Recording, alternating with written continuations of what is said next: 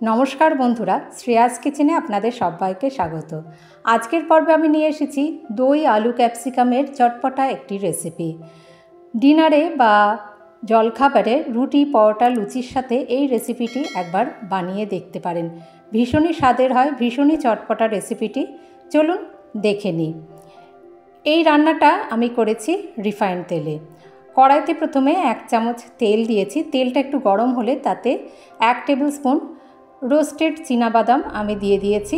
আমি বাদামের খোসাটা ছাড়িয়ে নিয়েছি, সেজন্য একটুখানি প্রথমে শুকনো খোলায় ভেজে নেওয়া বাদামই ব্যবহার করেছি।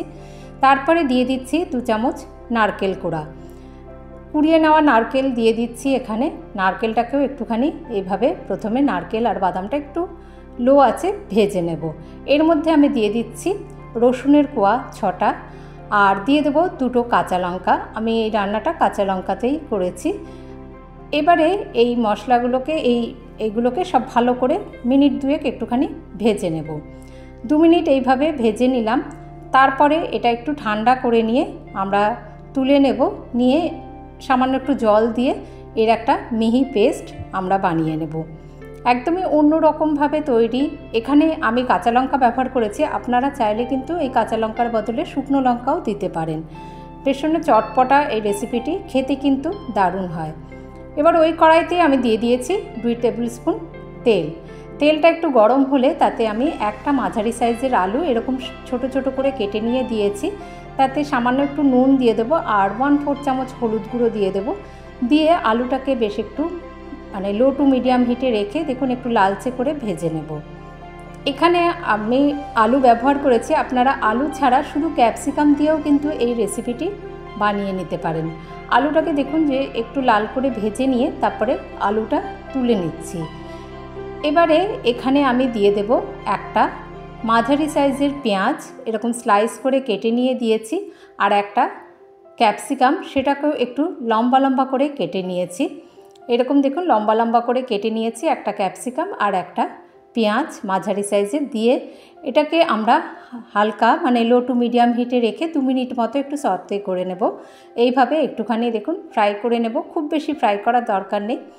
এর কাঁচা ভাবটা চলে যাওয়া অবধি একটুখানি ফ্রাই করে নিলাম মিনিট 2। তারপরে এই পেঁয়াজ আর ক্যাপসিকামটাও তুলে নেব। এবারে এই তেল আর আমি এখানে বাড়াচ্ছি না, এই তেলেই আমি রান্নাটা করে নেব। এখানে আমি দিয়ে দিচ্ছি 1/2 চামচ সাদা জিরে। সাদা জিরে ফোড়নে দিয়ে দিলাম, তেলটা গরমই আছে সেই জন্য সাদা জিরে ফোড়নটা দেওয়ার পরে আমরা যে মশলাটা বেটে রেখেছিলাম, যে পেস্ট আমরা তৈরি করেছি সেটা দিয়ে দেব। একটু জল দিয়ে এটাকে আমি পেস্ট বানিয়ে নিয়েছি। এবারে এটাকে খুব ভালো করে আমরা কষিয়ে নেব। খুব ভালো করে এটাকে 2-3 মিনিট দেখুন একটু নাড়াচাড়া করে নিয়ে কষিয়ে নেব। এর তেল ছাড়তে শুরু করা অবধি এটাকে আমরা ভালো করে কষিয়ে নেব।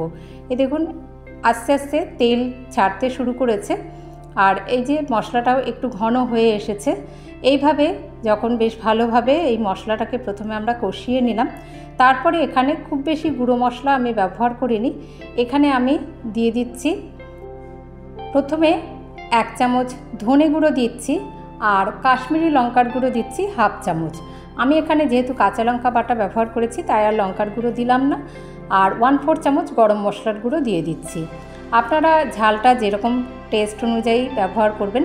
একটুখানি গুঁড়ো মশলাটা দেওয়ার পরে আমি ওই মশলার বাটিতে অল্প জল দিয়ে ধুয়ে নিয়ে দিয়ে দিলাম, কারণ বাটির গায়ে অনেকটাই মশলা লেগেছিল। তা ভালো করে ওই মশলাটাও কষানো হয়ে যাবে আর গুঁড়ো মশলাটাকেও কষানো হয়ে যাবে, সেই জন্য সামান্য একটু জল দিয়ে দিলাম। আবারও একটুখানি জল এখানে দিয়ে দিচ্ছি, খুবই অল্প পরিমাণ জল দিয়ে দিচ্ছি। দিয়ে ঢাকা দিয়ে এবারে মিনিট 3 আমরা মশলাটাকে কষিয়ে নেব। 3 মিনিট মতো লো টু মিডিয়াম হিটে রেখে দেখুন মশলাটা কষিয়ে নিলাম। মশলাটাও বেশ ঘন হয়ে এসেছে আর তেল ছাড়তে শুরু করেছে। এখানে চাইলে আপনারা কাশ্মীরি লঙ্কার গুঁড়ো আরেকটু বেশি দিতে পারেন, তবে খুব বেশি দেওয়ার প্রয়োজন হয় না।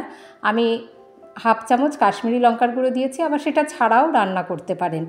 এবার যখন সব মশলা ভালো করে কষানো হয়ে গেল, এখানে আমি দিয়ে দিচ্ছি দই। 2 টেবিল স্পুন দই একটুখানি ফেটিয়ে নিয়ে দিয়ে দিলাম। গ্যাসের আঁচটা লো করে নিয়ে দইটা দিয়ে এবার দইটাকেও খুব ভালো করে আমরা রান্না করে নেব। দইটাকেও দেখুন খুব ভালো করে কষিয়ে নেব। প্রথমে বেশ মিশিয়ে রেখে দিলাম, এটা বেশ কষে আসবে যখন দইটা যখন রান্না হয়ে যাবে আস্তে আস্তে তেল ছাড়তে শুরু করলে, তারপরে আমরা এখানে আলুটা মিশিয়ে দেবো। দেখুন আস্তে আস্তে তেল ছাড়তে শুরু করেছে, দইটাও আমাদের ভালো করে রান্না করা হয়ে গিয়েছে। খুবই সহজে এই রেসিপিটি তৈরি হয়ে যায় আর ভীষণই চটপটা হয়। এবার প্রথমে ভেজে রাখা আলুটা দিয়ে দেবো। আলুটা এমনিতেই ভাজার সময়, আর আমি ছোট ছোট করেই কেটে দিয়েছি, তাই ভাজার সময়তেই আলুটা অনেকটাই সিদ্ধ হয়ে এসেছিলো। এবারে এই মশলার সঙ্গে আলুটাকে প্রথমে একটুখানি ভালো করে এইভাবে মিশিয়ে নেব।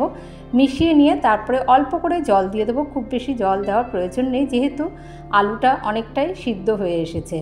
এবারে জল দিয়ে দিলাম, অল্প একটু জল দিয়ে তারপরে এখানে আমি নুনটা এবার দিয়ে দিচ্ছি, কারণ আলুটা ভাজবার সময় সামান্য একটু নুন দিয়েছিলাম, তাই আন্দাজ করে নুনটা এখন দিয়ে দিচ্ছি। দিয়ে তারপরে আমরা ঢাকা দিয়ে 2-3 মিনিট লো টু মিডিয়াম হিটে এটা রান্না করে নেব। দেখুন তেল ছাড়তে শুরু করেছে আর বেশ ভালোভাবে কিন্তু এই মশলাটাও কষানো হয়ে গেছে, আর আলুগুলো তো এখন সিদ্ধ হয়েই গিয়েছে। এমনিতেই আলুটা অনেকটাই নরম হয়ে গিয়েছিল, সিদ্ধ হয়ে এসেছিল আগে। এবারে সব শেষে আমরা মিশিয়ে দেব এই ক্যাপসিকাম আর পেঁয়াজটা। আপনারা এখানে আলুর পরিবর্তে শুধু ক্যাপসিকাম আর পেঁয়াজ দিয়েও কিন্তু রেসিপিটি ট্রাই করতে পারেন। আলু ছাড়া একটু বেশি পরিমাণ ক্যাপসিকাম আর 2টো ক্যাপসিকাম আর 2টো পেঁয়াজ দিয়েও কিন্তু এই ক্যাপসিকাম পেঁয়াজের এই রেসিপিটি ট্রাই করতে পারেন। সব ভালো করে একটু মিশিয়ে দিলাম। মিশিয়ে দিয়ে এখানে খুব বেশি জল দেব না, অল্পই জল ব্যবহার করছি। সামান্য একটু জল দিয়ে তারপরে আমরা এটা এখন আমাদের প্রায় রান্নার শেষের পর্যায়ে চলে এসেছে। অল্প একটুখানি জল দিয়ে দিলাম, তারপরে মিনিট 2 একটু রান্না করে নেব। এখানে আর ঢাকা দেওয়ার দরকার নেই, ক্যাপসিকাম টমেটো আর এগুলো এমনিই নরম হয়ে আসে। দেখুন কীরকম তেল ছাড়তে শুরু করেছে আর ভীষণই স্বাদের হয় রান্নাটা। একবার ট্রাই করে দেখবেন, রুটি পরোটার সাথে বা লুচির সাথে। একঘেয়ে রেসিপি ট্রাই করতে করতে যখন ভালো লাগে না, তখন মুখের স্বাদ বদল করতে মাঝে মাঝে একটু ঘুরিয়ে ফিরিয়ে নানা রেসিপি ট্রাই করতে মন্দ লাগে না। রান্নার একেবারে শেষের পর্যায়ে এখানে আমি একটুখানি কাসুরি মেথি হাতে ক্রাশ করে দিয়ে দিচ্ছি। দিয়ে আবারও ভালো করে এটা মিশিয়ে নেব। মিশিয়ে নিয়ে তারপরে গ্যাসের আঁচ বন্ধ করে দিয়ে স্ট্যান্ডিং টাইমে রেখে দেবো 2-3 মিনিট, তারপরে এটা পরিবেশন করে দেব। রেসিপিটি একবার ট্রাই করে দেখবেন, আশা করি ভালো লাগবে। ভালো লাগলে একটি লাইক অবশ্যই দেবেন, আর আমাকে সাপোর্ট করতে চ্যানেলটিকে সাবস্ক্রাইব করতে ভুলবেন না। আমার যে সকল বন্ধুরা আমার পাশে আছেন তাদেরকে জানাই অসংখ্য ধন্যবাদ। দেখুন এই গরম গরম রেসিপিটি ভীষণই চটপটা, ভীষণই স্বাদের রেসিপিটি ট্রাই করার অনুরোধ রইল। আজ তাহলে এই পর্যন্ত, আসবো আবার অন্য রেসিপি নিয়ে। ভালো থাকবেন সকলে, ধন্যবাদ।